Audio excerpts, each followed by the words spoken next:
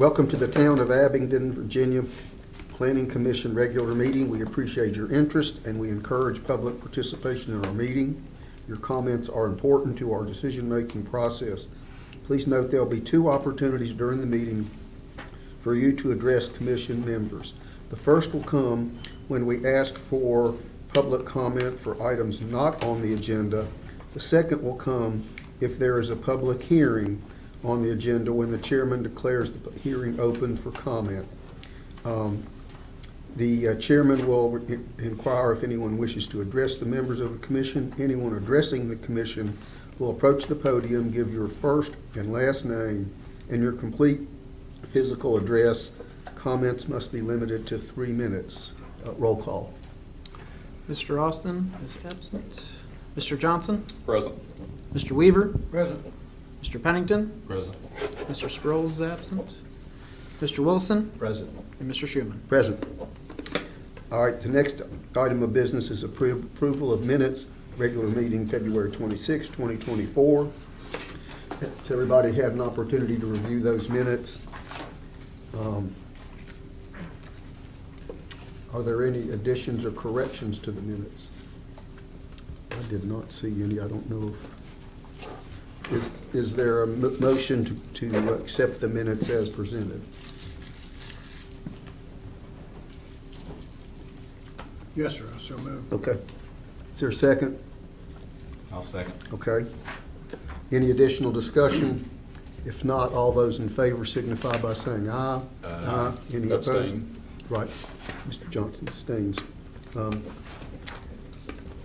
right, the next order of business is public comment for items not on the agenda. Is anybody signed up?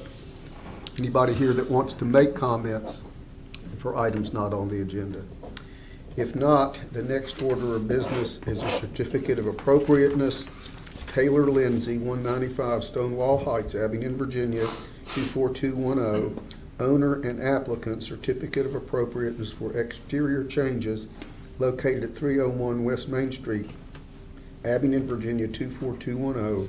Tax map ID, parentheses, 011-1-80 in parentheses. Staff report. So yes, Taylor Lindsay, owner/applicant, has requested approval of an entrance corridor certificate of appropriateness for a variety of exterior changes. First one being replace all existing second floor wooden or vinyl 1/1 double hung sash windows. Replace both first floor commercial display windows with aluminum commercial display windows. 2, repaint the R-type metal awning roof cladding on the primary or south elevation dark green, and repaint the exterior of the building to match the existing paint scheme and restore the mural on the west elevation to its original appearance.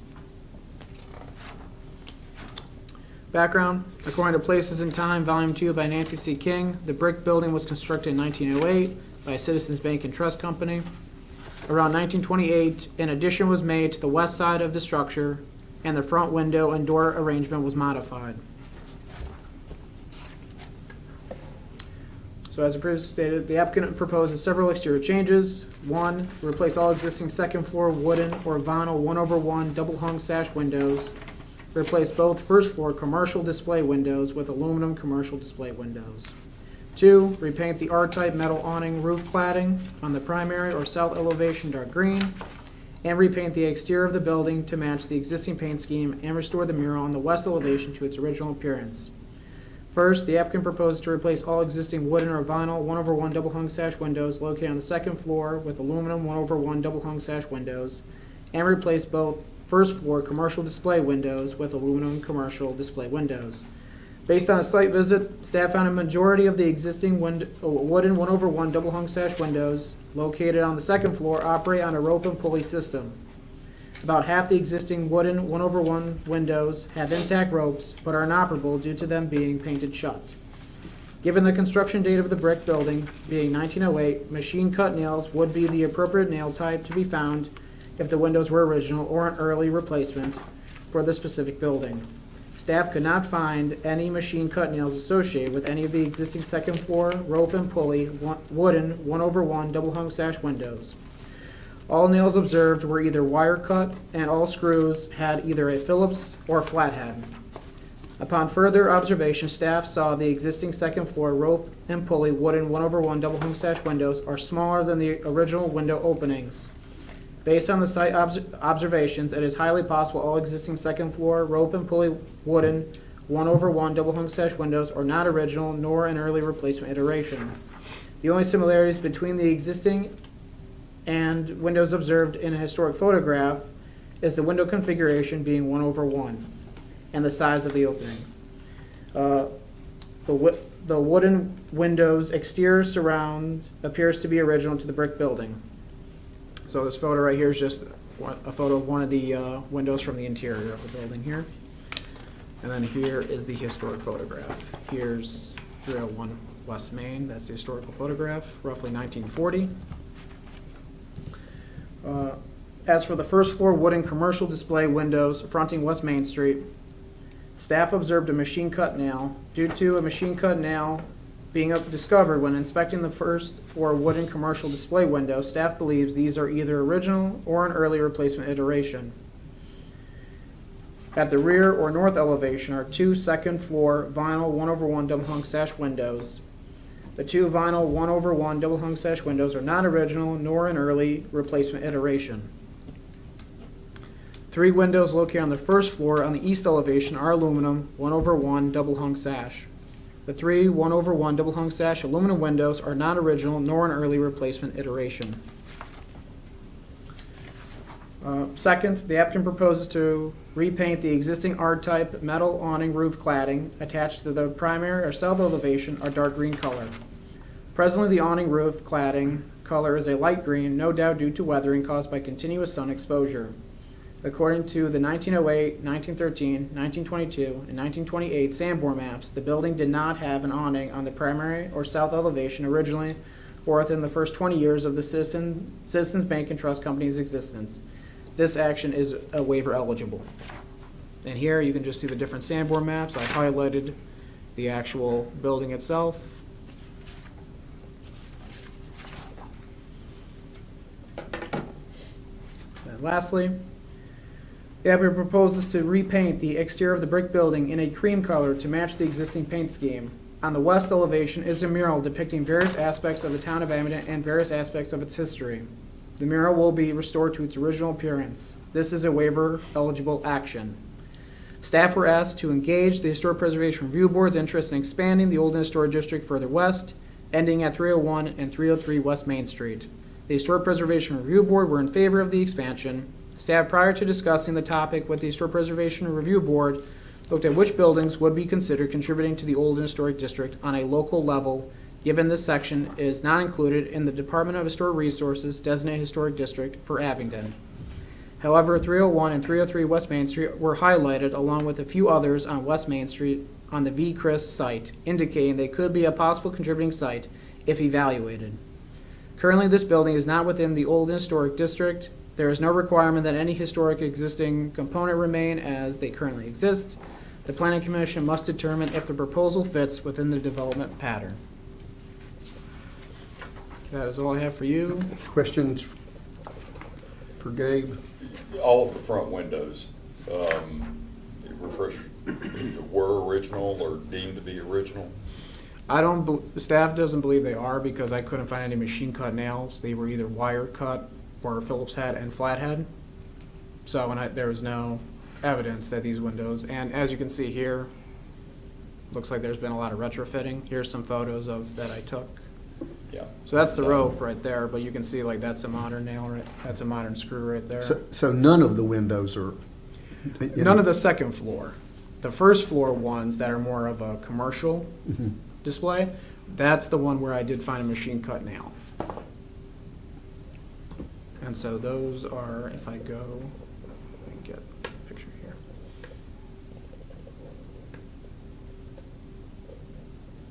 So these two right here is where the machine cut nail was found for these two.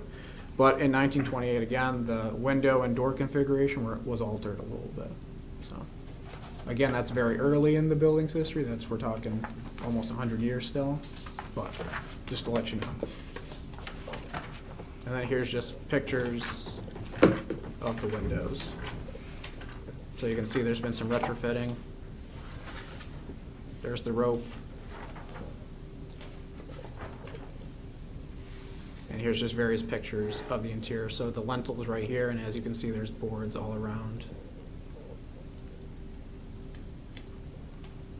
Again, just other photos. These are all of the primary elevation. This is just looking from the interior. You can actually see where the floor was originally from the post there. So that's I thought that was very cool. You could really see the evolution of the building from the interior. And again, just more. So yeah. But all of the second floor windows appear to have been replaced at some point?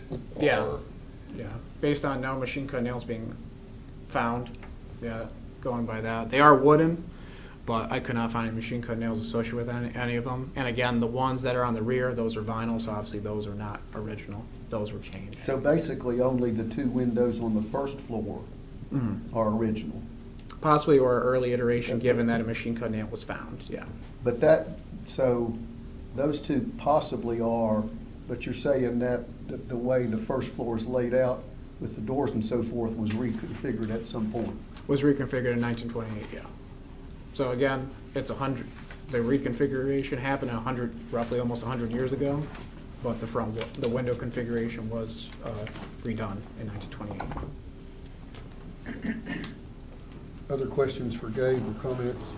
The last one I have, everything on the front though, all of them are wooden windows. Yeah, the only two that are different in material are the two on the rear. So here, let me get there.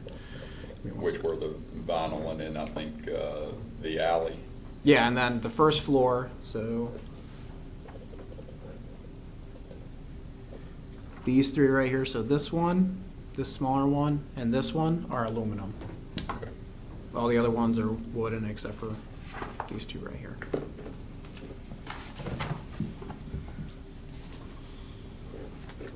Additional questions? Did you determine the height of the masonry opening? Yep, Taylor Lindsay, 195 Stonewall Heights, Abingdon. The height of the masonry opening is between 85 and 86 inches, 85 to 86 inches. Okay. Now, I will say that there was some discrepancy from the masonry on the exterior and the masonry on the interior. So if you see in the pictures the wooden casing around it, that actually fits closer to the exterior brick. There is a little bit of an underlap, I guess, on the exterior. It does have another row of brick compared to the masonry on the interior of the building. What I'm concerned about is, from the exterior, will it appear as if the window fills the entire opening? Yes, sir. I'm sure you've seen a lot of buildings where they've bought smaller windows and put a plywood panel above it, or Yeah, the windows that were proposed are 84 inches, which is the largest that we were able to procure. And then from the inside of the threshold of the window to the very bottom was just over 84 inches, about 84 and a half to 85 inches. okay. And will those be egress windows for? Currently, they're painted shut, so they certainly couldn't be, but the new proposed will be double hung and could be functioning as egress windows. Okay. Mr. Lynch, do you want to make a presentation? We've jumped to the questions, but I didn't know if you wanted to say something to the commission before, just as a presentation. You're certainly Yeah, no, welcome to. I appreciate the opportunity being here. We've tried to highlight some of the historical value of the west side of Main Street, with renovations being done at 260 West Main, 280 West Main, and now looking to tackle this building here, which we all know is in need of some repairs. Consistent with the replacement windows at 260 and 280, as well as the adjacent property on the National Bank building, are all the exact same proposed windows. I can tell you for a fact that 260 is the exact same material, other than the exterior color. We're proposing white here versus the black, which was at 260. We're really looking to be able to preserve the historical preservation of the building while also being able to create egress windows and match the appropriate landscape and to put the building back to what I currently know is its current state. What is an R-type metal awning? So R-type is just a type of roofing material, so that one, it's kinda got like the two peaks together, Okay. and then it's got, exposed fasteners and everything, so it's a more modern rendition of what they would call standing seam, but again, it's not the true historic standing seam. It's what we modernly call, it's one of our iterations. But you're not changing the metal, you're just painting it? The proposal was just to paint it back to its original darker green, Yeah. hunter green color.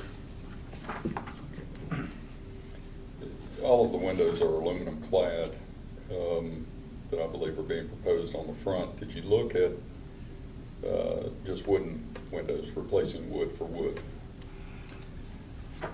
That certainly could be an option. We chose the aluminum exterior just for the ability to preserve the material, the cleanliness of it, and matching the other buildings within the general area. And the only reason for a lot of the questions, all the questions seem to be pertaining to the windows. As you well know, that's a sensitive issue, so to speak, in the HPRB. You know, and understand, I always like to see things go back wood for wood, like materials. I understand the reasoning for otherwise, and we'll defer to the board, but that's the reason for the question. Certainly, understand. Other questions for Mr. Lindsay? What is the pleasure of the commission? Is there a motion?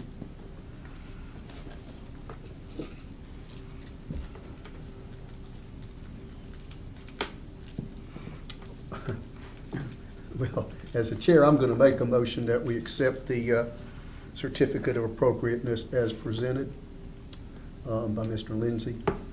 See if there's a second to that motion. I'll second. Give me 1 sec. Any additional discussion? Gabe, if you'd call the roll. Mr. Johnson? Aye. Mr. Weaver? Aye. Mr. Pennington? Aye. Mr. Wilson? Aye. And Mr. Schuman. Thank you. And Thank you all I will very say much. just for me, I appreciate the fact that you're going to maintain and work on the mural. That was an issue for this commission with another certificate of appropriateness, so I would say personally, I appreciate that. Well, I think the town is willing to, or at one time, and I don't know what discussions have been taking place, but the town was willing to participate in that. So if you haven't, he's already left. Mike's no longer here, but we already have our agreement in writing, so. Sounds Thank good. you all so much for the opportunity. Thank you. Thank you. Thank you. Thanks, Ted. All right. The next order of business, old business not on the agenda. April will bring interstate signage discussion and bring the comprehensive plan update process. Yep. So we've been diligently working on that interstate signage that we were talking about, how far is 660 feet and which signs fall within that and what signs fall out of it. We've got about halfway through, we've created maps and everything, but we're gonna bring an edited portion of the sign code to you all to look at and see, get your comments, discussion on that, and see which way you guys wanna go on that. Also, at the next meeting, VDOT has proposed some improvement projects, and so for those to be acceptable, we have to amend our comprehensive plan. And so we'll bring you then since maybe we already have to do that, we're maybe thinking to get your opinions and discussion on if you think there's any other portions of the comprehensive plan that need to be updated. What- Shouldn't we be looking at the entire plan? I think the last time that was done was either 2018 or 2019, but it's been at least 5 years. Yeah, and that's even though these improvement projects call for it, we're also gonna ask your opinion on, do you wanna just go for a full update of the plan? I think, I'm not going to be at the April meeting, be out of town, but I think when you look at the amount of things that have been done in town in the past 5 years, I think a complete update is probably required. I just came on the board at the wrong time. Yeah, you got, yeah. I mean, first it was subdivision ordinance going through everything there, now I agree, I'm sorry. I mean, one of these things about the plan, when you start to look at all that's going on recently and that's proposed to go on, within the town, I mean, I think you look at all the activity at the theater, you look at what's going on at William King, you look at the different, the Abington Commons, I mean, there's an awful lot of stuff, and it seems to me that it's important to, the expansion of the historical district, it's really important to have that plan, because I think, particularly as it relates to what we do, we need to make sure that's updated.